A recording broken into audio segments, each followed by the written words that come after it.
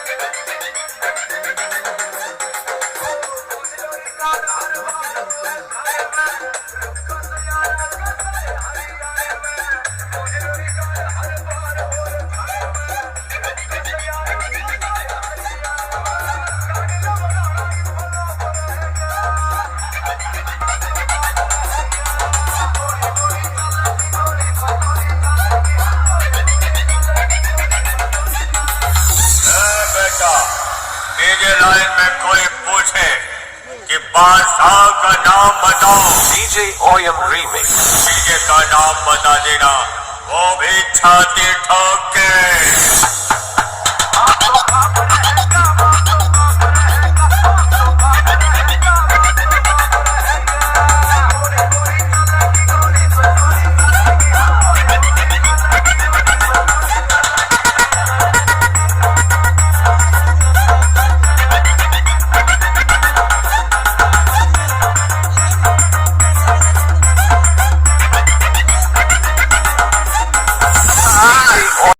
তো বন্ধুরা আপাতত এমকে মিউজিক বাজাচ্ছিল 6টা পপ বেস এবং 4টা টপ।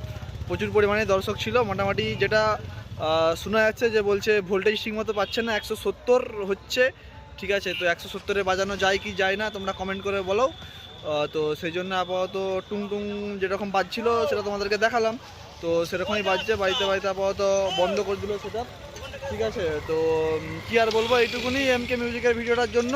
কালকে যদি বাজে, ভোল্টেজ যদি বেটার হয় কিংবা যদি ডিজি আসে, তখন যখন বাজবে এমকে মিউজিক তখন তোমাদেরকে দেখাবো। আবার একবার জুড়ছে দেখতে পাচ্ছ, খুব সম্ভবত শালবনী শ্রীদয় রিমিক্সের গান চালাচ্ছে, যেটা খুব হিট হচ্ছে গানটা।